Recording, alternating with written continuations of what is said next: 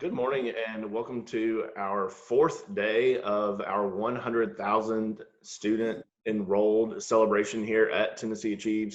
So glad that you could join us this morning as we talk about tnAchieves' impact on high schools across the state. We have some of our, one of our longest serving partners in this space. He's been with us since tnAchieves, and we've got a couple of larger high schools. We've got a small rural high school. Really excited about this panel today. To talk about what the impact of tnAchieves and Tennessee Promise has been on our high schools across Tennessee. A couple of really quick housekeeping things. You'll notice that as an attendee that you are muted and that your camera is turned off, but you are able to communicate with us and with our panelists today. At the bottom of the screen, you will see that there are a couple of boxes where you can communicate with us. One is a chat box where you are able to communicate with not only the panelists, but with the other attendees on the call today. And then you see there is a Q&A box. Chrissy is going to moderate our panel today, is going to run through some questions with our panelists, but we really want to hear from you. So as we're going through this, please ask your questions in the Q&A, and then we're going to tackle those at the end. We will make sure to save time for those so that you can get your questions answered as well. I now am going to introduce my boss of the last 11 years, the first and only ever executive director of tnAchieves, our fearless leader, someone that I can't imagine working for anyone else and coming to work and doing this work with every day. But my boss, Christy D'Alejandro. Thanks, Graham. So excited for today's discussion. As I have said multiple times over the last 12 years, but specifically this week, tnAchieves is rooted in serving students. Every day we think through a student-focused lens. And I'm so excited to talk today to our K-12 partners about what this has meant for students on the non-higher education side, about college access, changing a culture of maybe thinking that college is not an option for students. So I'm really excited to dig in with some of our really close K-12 friends from over the years. So I'm going to do a really quick introduction of who we have, and then we're going to dive right in. First, we have Beverly Anderson, who is the Department Chair of Counseling at Bearden High School in Knoxville, Tennessee. I will tell you, Bev was a savior for me in many ways in those early days of tnAchieves, when I was very comfortable saying, like, I actually have no idea what I'm doing. Explain exactly how we need to sell this program, what we need to be thinking about. And I will tell you, Bev was a supporter, but also a critical friend of the program from the very beginning in terms of ensuring that we were truly building something that could best serve students. So thanks for being here, Bev. Oh, you're welcome. Next, we have Bethany. And Bethany, I meant to ask you how to say your last name. Is it Koulis? Koulis, yes. Great. Yeah, fantastic. Who's the 11th and 12th grade school counselor at Douglas High School in Memphis, Tennessee. We actually just met for the first time this morning, but my Memphis team has been giving me glowing reviews of Bethany for the past 6 months. So we knew we had to have her today. So thanks for joining us, Bethany. Absolutely. And then finally, Scott Mason. I have quite a few stories, comical stories that I will not share. Thank you. I won't share them, Scott, with Scott Mason, who's the principal of Midway High School in Roane County. Here is what I will say about Scott's dedication. I think he's the only principal in the entire state of Tennessee who has me on speed dial. So when something's going wrong or something blows up or whatever the case is, I am hearing directly from Scott Mason. And I love it so much because he is so invested in the success of his students. So again, thanks for being here, Scott. Thanks for inviting me. Absolutely. Okay, so let's jump right in. Bev, the first one's for you. You've been with tnAchieves, as I said, since the beginning. I'd love to hear your initial thoughts about the program, if you can roll back 12 years ago, and then how you feel like it's evolved with the Tennessee Promise. Sure. You know, I can actually remember where I was sitting in Knox Central Building when you all came in and announced tnAchieves. It was very early in my school counseling career, and I was so excited to hear about this access opportunity. It was interesting though, like in the beginning, people just couldn't understand that it was free.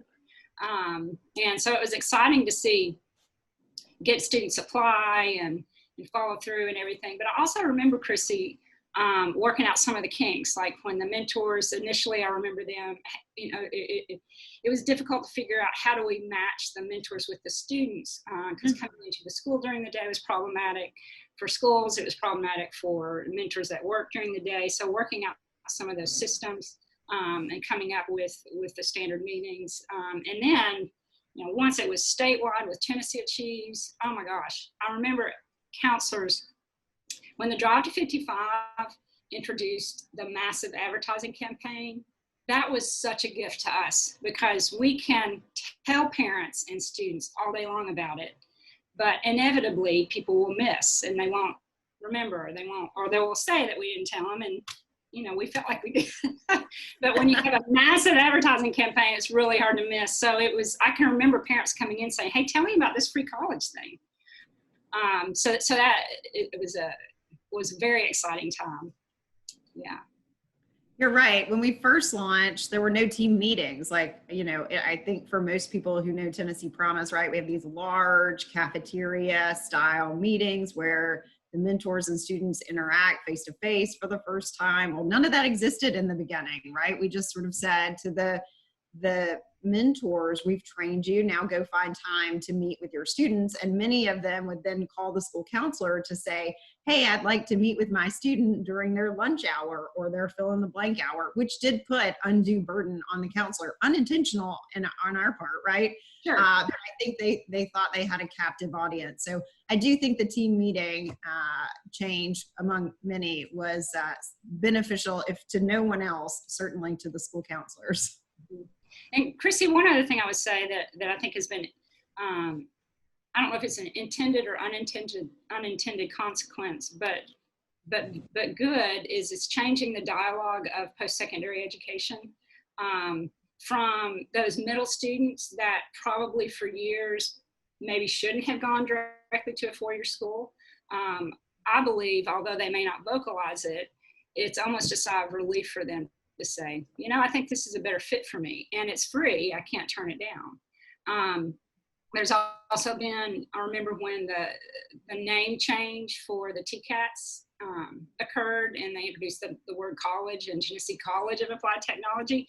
That also shifted and helped that population of students. It was huge. And then we've also had some very frank conversations with students about undermatching, because when parents come in and say, I can't turn down free, I get that, but do you also know all of your options? And for some students, even though it's free, it actually may be a better fit to go somewhere else. So it's forcing us to have those conversations about undermatching as well. Yeah, and at the end of the day, I think Tennessee Promise often gets a bad rap about we just want to funnel all the kids to community and technical college. Well, that was really never the intention, right? It was about giving every student the opportunity to earn a college credential and find the best fit for them, right? It wasn't, we would all be losers in this space if all we did was take four-year institution students and have them choose the community or technical college route instead. It was really designed to bring a new student into the pipeline. Okay, so tell me, just before we move on, just a brief little tidbit about Bearden. It's a large high school, urban high school, suburban high school? Yeah, so we're suburban high school. We're the largest in Knox County. Hardin Valley Academy and Bearden High School are always about 20 students apart. So we serve a large population. We have, prior to COVID, probably around 23% free and reduced lunch, which a lot of people don't realize. And we serve a significant ELL population in that we probably have a dozen languages here with our students. So we have the gamut of students. Technically the statistics will show you 93% go on to college. And since we've had tnAchieves and Tennessee Promise, it looks more like a 75% four-year, probably more 30% two-year and the rest four-year in work and military, et cetera. So, yeah. That's great. Okay, Scott, I'm headed over to you. First, tell me a little bit about Midway High School. The Midway High School is the Midway High School. we are one of 5 high schools in Roane County, and all of Roane County is really a rural community. We neighbor Knox County, so we're sort of out by ourselves. We are the most, Midway High is the most rural high school. We have about 268 students this year. We're blessed to be in a cluster where across the street we have our elementary and middle school. So as we get to know these students in elementary school, we keep track with them, and as they go through middle school and as they come to high school. So what's really exciting is, you know, those kids for over 12 years and their parents, and it's like a family. And in most cases, that's a great thing because our elementary school with tnAchieves has already incorporated in their kindergarten and pre-K, they are the class of. And Oh, I love that. I didn't know that. That's great. so these kids are already at pre-K and K are thinking about post-secondary options, post-secondary education, and it makes our job a lot easier. And we're talking about how the dialogue has changed, and with the inception of tnAchieves, that's changed the dialogue not only here at Midway High School, but at Midway Middle and Midway Elementary. So it's been a great thing.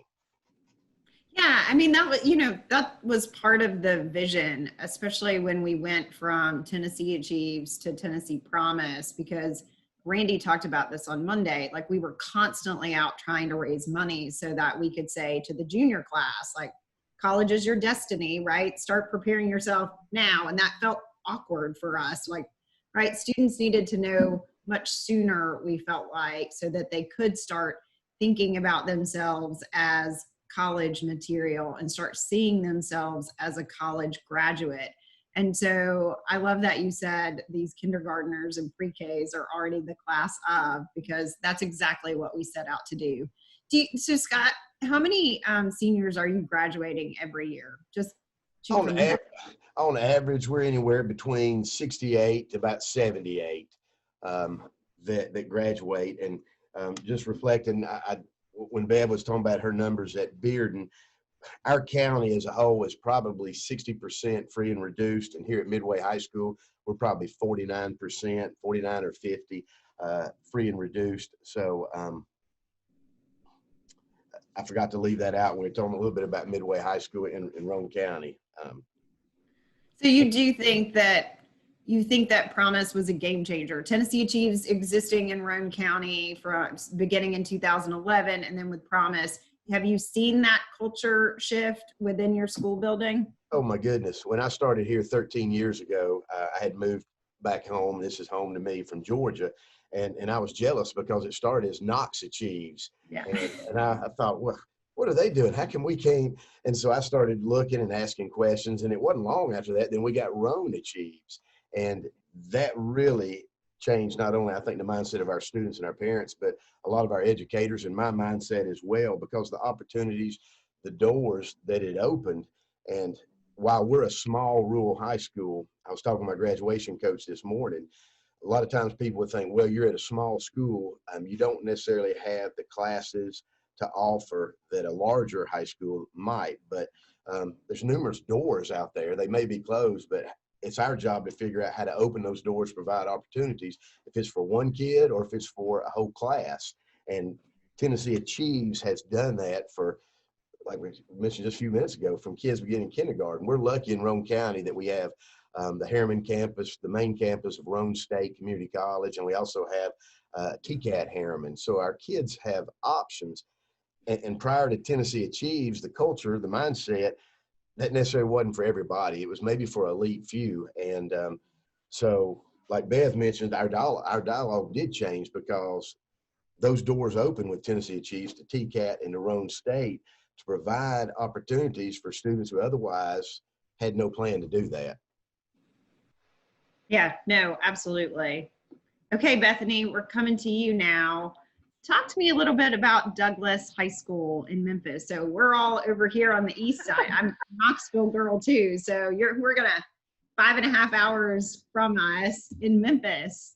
Oh, in this corner of West Tennessee, but Douglas High School, we are we're closer to 700 students from 9th through 12th now. Last year we graduated 130 students in that area. but most of our students are, well, actually all of our students are on free and reduced lunch. We are in a more urban setting. We have more of a population of underprivileged students, students who don't get a lot of resources.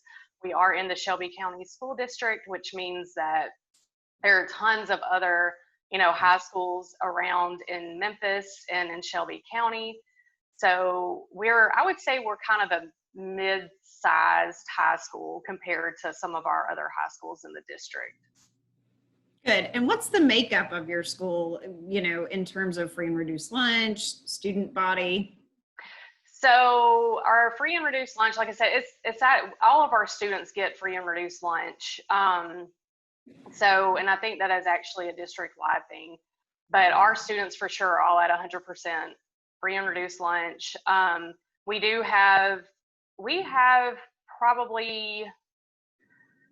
have a small percentage of ELL students, but in our little community, like our school, it seems like it's a lot because we have, we're kind of a smaller high school compared to, the Knoxville schools, but, well, not Mr. Mason's, but, but yeah, we do have, we have more, just, regular students. What else did you ask me? I'm sorry. No, just the makeup of the student population. Yeah. So relatively small, all students on free and reduced lunch. Yeah. No, that's great. So tell me, of all the aspects of Tennessee Promise, Tennessee Achieves, what do you think resonates the most with your students, or what is the most important component for student success at your school? The actual opportunity to do something other than just graduate. And it's still, I find this year, last year I came in and, they would ask like, what is this? Why am I having to do this? Why do I even sign up? I'm not going to go to college. I'm not going to do any of this. And we push them. We're like, no, go ahead and sign up. This is not a commitment. This is giving you a chance to just do something different after high school. You don't have to do this. And by the end of the year, last year, I noticed that several of those, why do I have to do this, were in my office. Hey, Ms. Coolis, what can I do with this? Can I get 2 years of, free school? Can I go to Southwest, which is the community college here? Or can I go to TCAT? I think I want to do welding. I want to do this. And I'm like, see, this is why we made you do this. So it's really just giving them that outlet, that window to see that, your life isn't just set here in the Douglas community. It's not, just here in Memphis. You can go to welding school for free for 2 years or less, and you can come out of that, working in a whole nother state, making good money, which is, what they're wanting to do. That's their goal, mostly, I gotta make a lot of money. It's hard work, but yeah, you can make a lot of money doing this hard work. And, we need people like you that are wanting to do the hard work, that are, equipped to do the hard work. Because I'm not. That's why I'm here. I'm doing a different kind of hard work. I can't do that manual hard work. So I find that that it actually just gives these students who otherwise they think of college as 4 years. That's it. I don't want to go to university. I don't want to write all those papers. Well, it's not always that. You can go to a 2-year community college and not write all those papers. You can go to a 2-year community college and do a technical degree. You can go to TCAT. There's so many TCAT opportunities around here. And a new one was just built out in Bartlett that I'm really looking forward to sending some of my students to check out whenever we're able to, because we're all virtual right now in Shelby County schools. So that's kind of presenting some issues, but yeah, I see it as a window for them, a window that otherwise they wouldn't have had. So first, I wish that I had a magic wand that could make students see something like, oh, I want to go to college before 2 days before a deadline, right? Like, even if it was just 2 weeks before.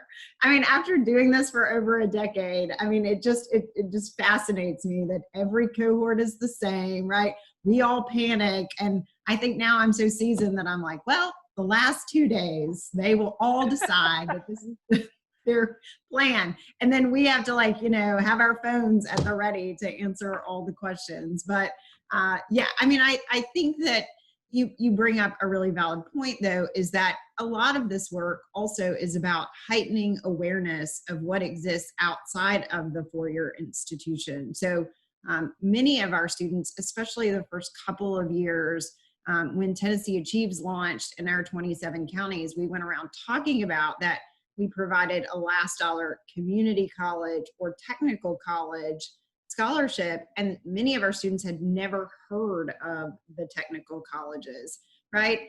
And then we also were combating this idea that those colleges were lesser than, right? Like somehow the community college or the technical college didn't have the prestige, for example.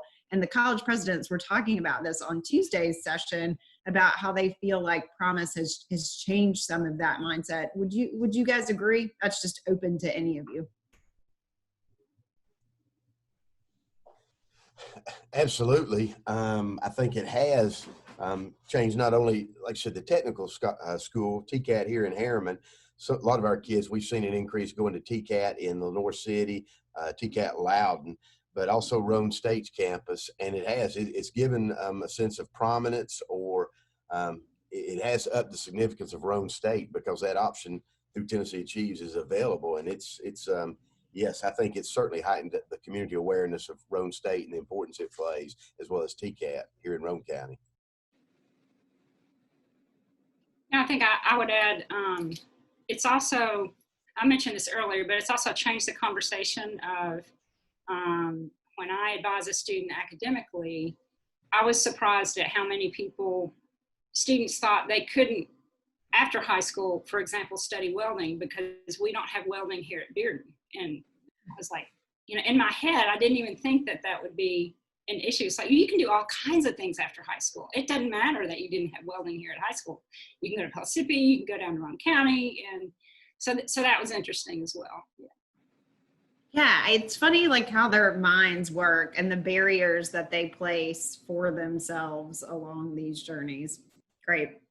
All right, Bev, next question for you. So I feel like you and I are on a lot of statewide Zooms recently talking about COVID and how that's affecting students across the state. But one of the things that continues, I think, to sort of rise to the top of the conversation is this idea around a new value proposition for higher education in light of the pandemic.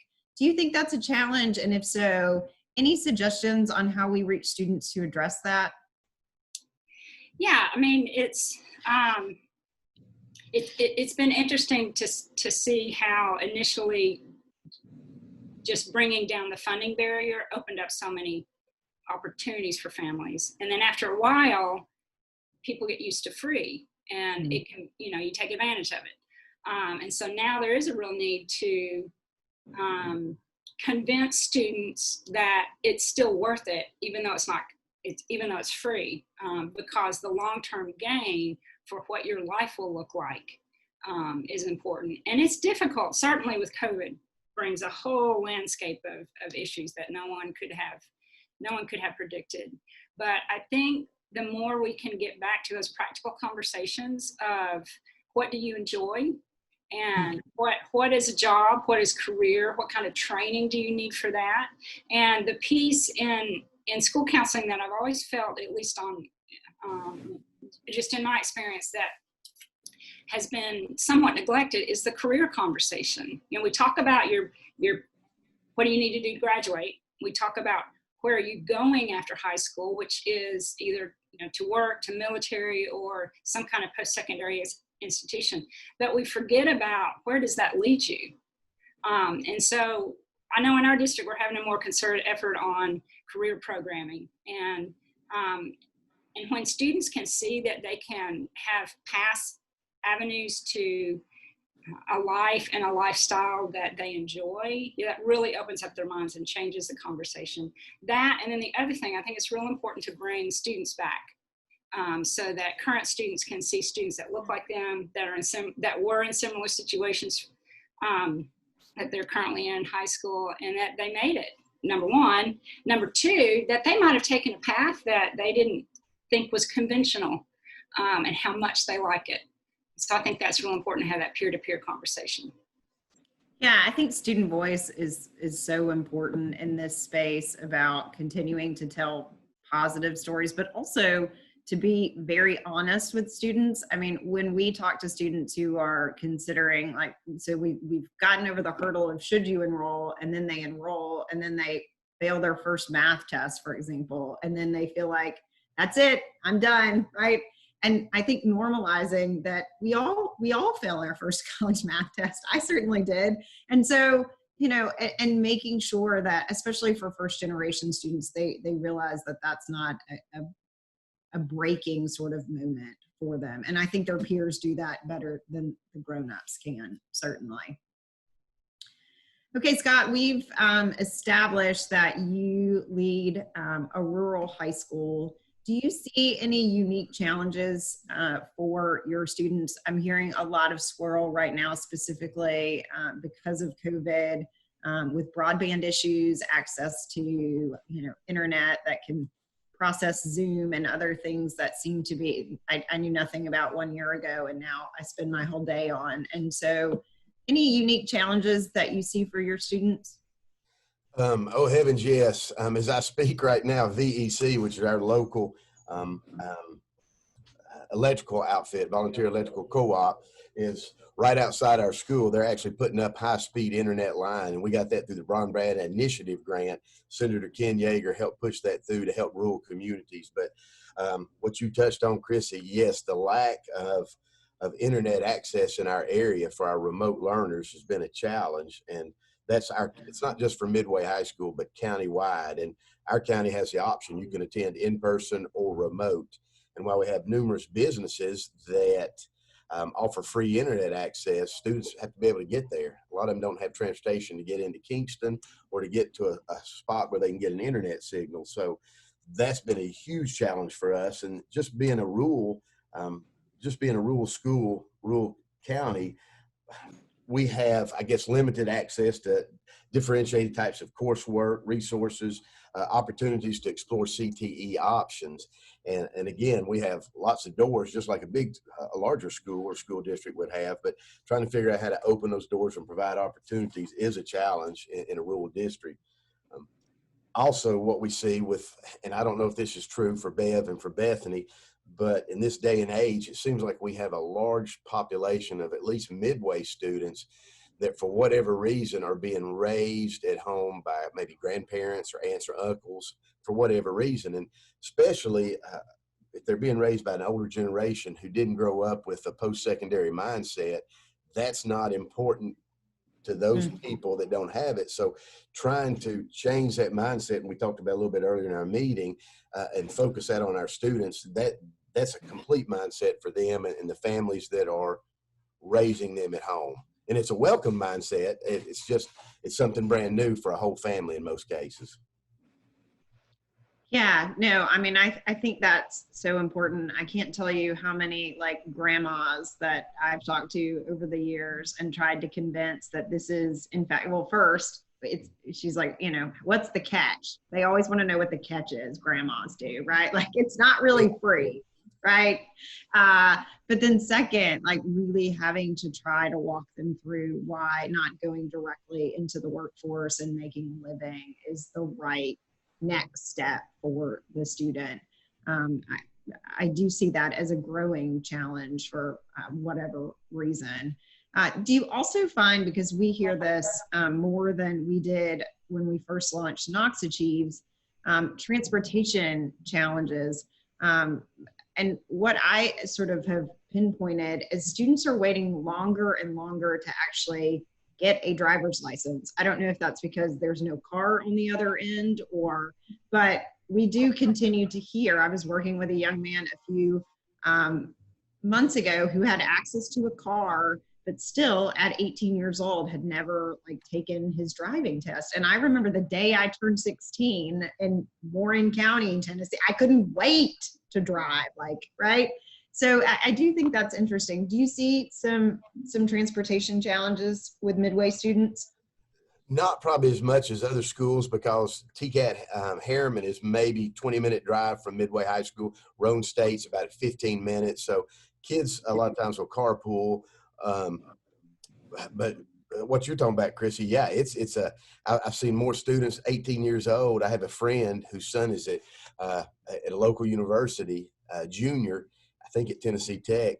Kid still doesn't have his driver's license, and so his mom goes back and picks him up. But it's something that for whatever reason, kids are just not that fired up about getting their driver's license. But having TCAT and Rome State in close proximity, the transportation to and from is not a large issue that you might expect.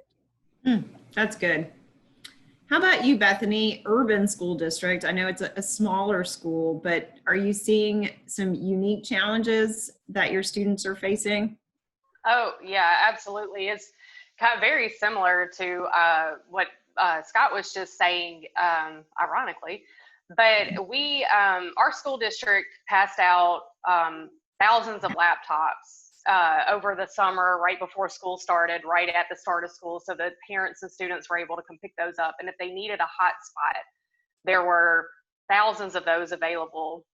What we've seen with our students who didn't qualify for a hotspot is that they have like really, really, really cheap internet access in their home that doesn't work all the time. And so like if the mom turns on the TV or whoever's in the house turns on the TV that's using that little bit of internet that they're actually paying for, then it's kicking the kid out of the classroom. And then you have those who didn't know what a hotspot was, so they didn't pick one up. So then they're having to go back, and it takes about a week. You know, you have to call the district. Because again, we're, a huge district. Large district. Yeah. So it just takes time for them to get access. So we do have, issues with our students having access. On the flip side of that, we have, students who are actually taking care of their younger siblings at home. So when they're supposed to be logged into classes, because we're all 8 to 3 during the day. So when they're supposed to be logged into classes, their guardian is at work, or, they've had to run out to go do something. Well, our high schoolers are like, well, I'm the only one here with my, younger brother or sister, or whatever's going on, my cousins. There's the multiple families living together, lots of grandmothers, grandfathers raising the kids. There's a lot of that goes on. And, like Scott was saying, their guardians a lot of their guardians, they don't have the post-secondary education that we're trying to push to these students. So we are seeing a lot of that similar, disinterest because, well, my parents or my guardian or my grandmother, whoever it is, aunts, uncles, they didn't do that, and they're working, and I mean, they make money. So it's that mindset that we've got to get over, that yes, you can make money. You can stay and work at, whatever restaurant it is that you're working at now, which is, a lot of what's going on, or the retail side of it. But you're going to meet a cap. You've probably already met that. You're probably at the pay wage you're going to be at for a long, long time, unless you increase your skills. So when we tell them that, then the hurdle does become getting them to sign up. One of the things that I found is that our students don't know their social security numbers. So there's a lot of fear. That's not specific to your school, just so you know. It's a statewide challenge.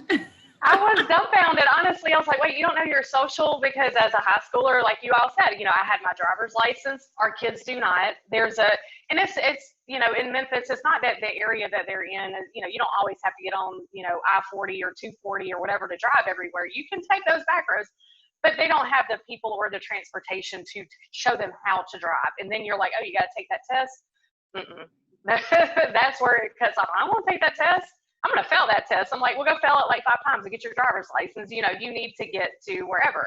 MATA here, the public transportation system, not reliable. It is not reliable. It doesn't go everywhere either. So our students who do rely on the public transit, even when we're in school, they're late. Or they're sitting outside for an hour after school's out waiting on that bus to pick them up. It's just not reliable. So that the driver's license, say for me, and there's a cost to it too, and our students don't have that kind of money. So, those are all the barriers that we see, that it just, all these, there's all these kinds of, life things that are going on around here. That's like, oh, I see why you're like, kind of hesitant to do any of this. How am I going to get to TCAT, or how am I going to get to Southwest? It's a good question. I can't answer that for you. I'm sure there's a way we can figure it out together, but I can't, tell you that I'm going to come pick you up every day.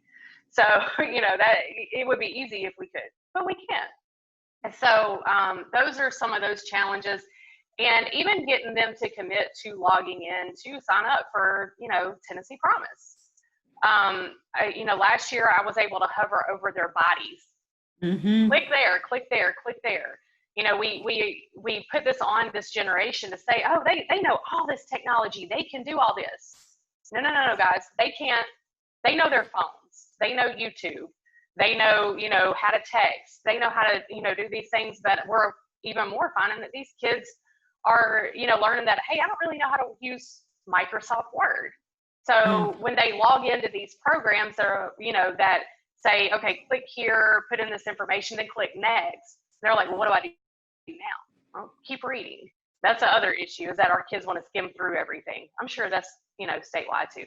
They just want to say, nation, global, I'm sure global, everywhere. Yeah, and so it's like, hey, pay attention to what you're doing here. Read that it'll take you 15 minutes. Just sit down and focus and read that, because they haven't, even though they're told to focus and do all that in the classroom, they do for so long, but then when it comes to them, it's not personalized to them on so many levels.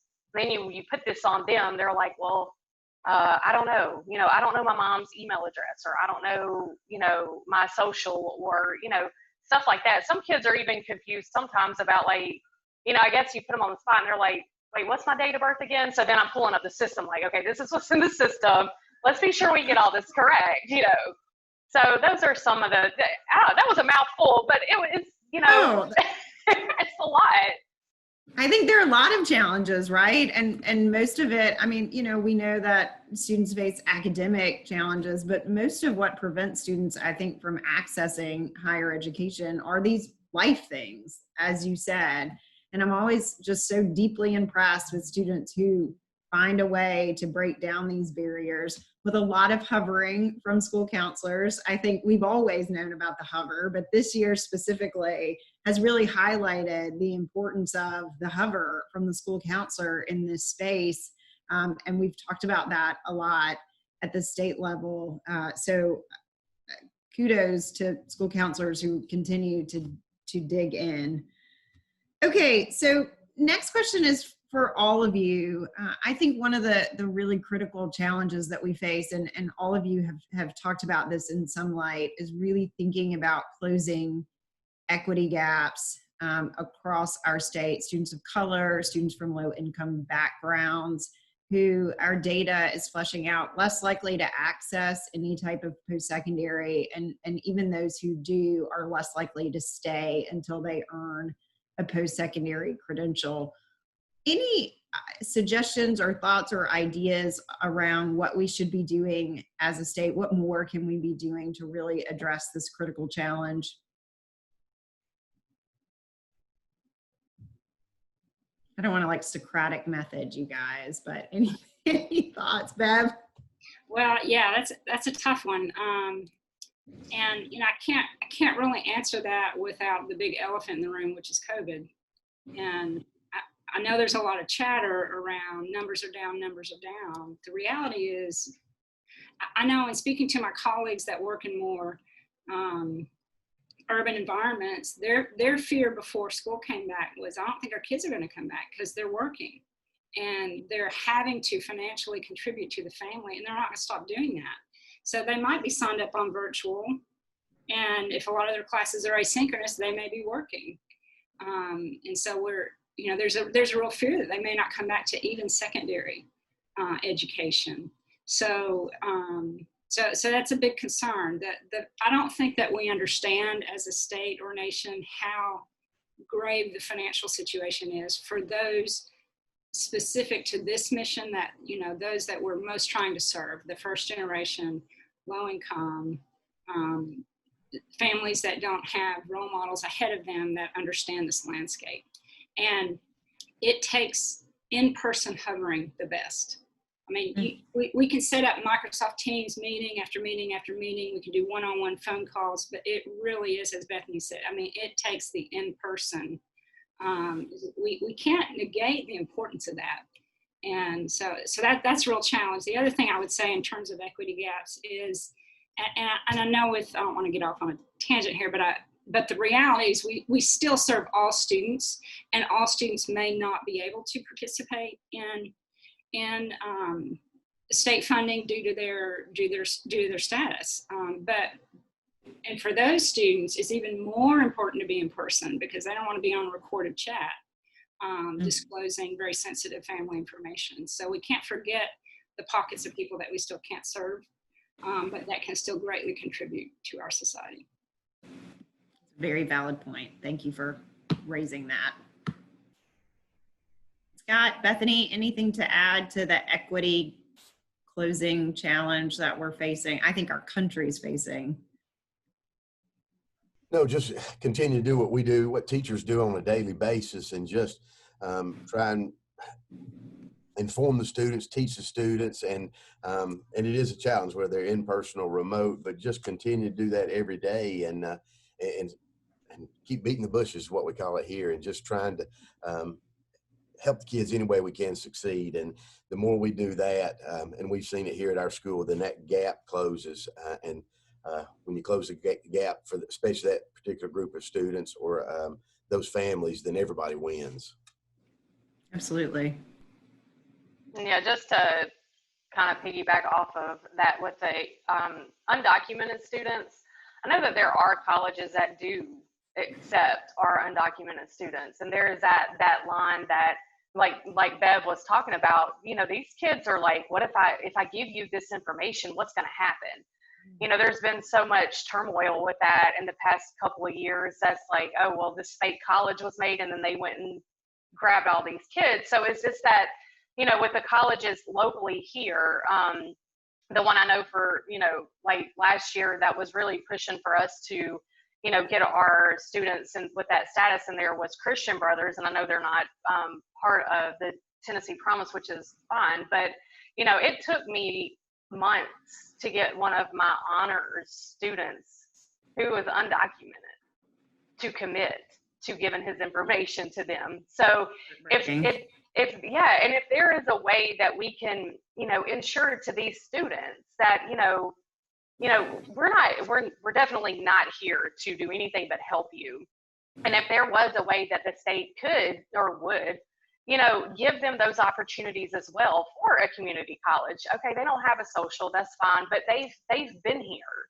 They've been here for, you know, years. They're speaking for their parents. They're the ones that are doing all of this because they've been raised in America. They've been in these schools. So why are we not affording them those opportunities, you know? And the other part of this is with those students who may not be on track to really like go to any college, I guess, but when TCAT becomes involved and it is a trade school, and not that there are things that they have to meet those requirements, but to give them maybe figure out a more equitable way to give our lower performing students maybe just a glimpse into that, or some kind of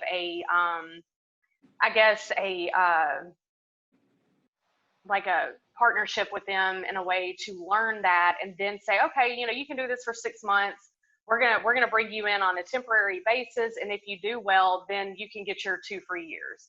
Something that doesn't fall back on the fact that maybe they had an IEP that held them back in the classroom, that when they were in a room with 40 other kids at times, that it would just didn't work for them. So, but when you put them on something that they can put their hands on, you're like, whoa, what did you just do? You know, I think we focus too much on the academic side of things with our students when we have some really talented students out there that can't write a 5-page paper, but they could probably put together something for you in 10 minutes that you spent 3 days trying to figure out like where this poll went, you know? So maybe if there's some kind of a program that could be started or looked at for those students, that, yeah, maybe it wouldn't be Tennessee Promise or something, but it's something that maybe TCAT could say, hey, we want to start this program with these students to see what they're capable of. And then we'll bring them in and let them do that 2 years for free afterwards. I don't know, but. Oh, I think that's great. I mean, I think it goes back to what Bev was talking about, a tangible something that they can see on the other side. Talking about that career path could be very motivating, and I think is very motivating for the students that we serve, in a way that, like, go to college just often isn't. Okay, last question before I bring Graham back to take audience questions. Scott, I have many times over ran the Roane County team meeting over the last 12 years. Well, since we launched there in 2011, so nearly a decade. And you are always seated in the cafeteria. I know exactly where you are, back corner, with like a herd of students surrounding you, in your role as the Tennessee Achieves mentor. So why do you mentor, and why do you think that role is so important? The first reason is so I can keep you on speed dial. Now I know. No, one of the roles, the way I see it, is the principal's supposed to be instructional leader at the school, and I fall short of that on numerous occasions. But one of the ways in which I think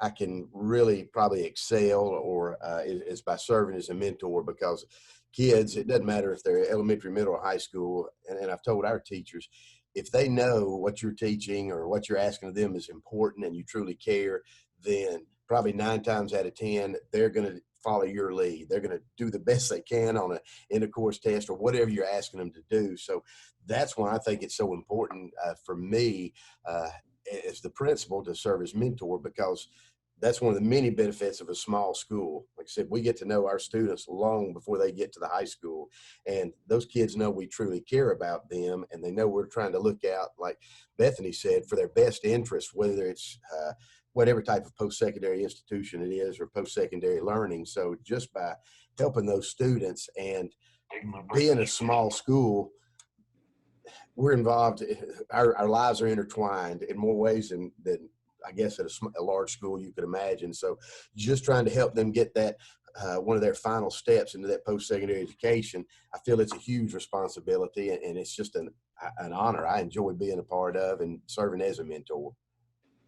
Yeah, I think you've touched on what we feel like is sort of the magic of Tennessee Achieves, is that there's a caring adult right on the other side. And that's why we selected all of you to be part of this, is because we see you as that caring adult who's always, I love the term, hovering over your students to help them find success. All right, Graham, what kind of questions do we have from the audience? Yeah, Scott, the first one is for you. And also, if I'll let you know, we've got Marlon, who's been a longtime partner of ours at Walter State. Shout out to Marlon, put a comment in here. He's a Midway graduate. So you got Green Wave all here today. We got a call or a question though, Scott, for you specifically from a counselor. She said she appreciates your support and your enthusiasm for Tennessee Achieves and Tennessee Promise, and asked, is there a magic bullet to get the administration fully invested? I would start off by volunteering to serve as a mentor. I mean, to go in head first and truly get involved, because that's a great way. And if it's at a large school, I understand it's sometimes everybody's spread thin, but that's the case, large, small, medium-sized school. Everybody's spread thin with responsibilities and duties. But if the administrators could just find, and really being a mentor doesn't take a lot of time. If they could become involved as a mentor, that might help. And well, I don't know if that's a silver bullet answer or not, but great. Bethany and Bev, I'll ask you this next one. Laura asked, do you see enthusiasm and interest from students about the supports that Tennessee Achieves and opportunities that Tennessee Achieves provides? And does awareness and participation increase from year to year? Well, I don't know.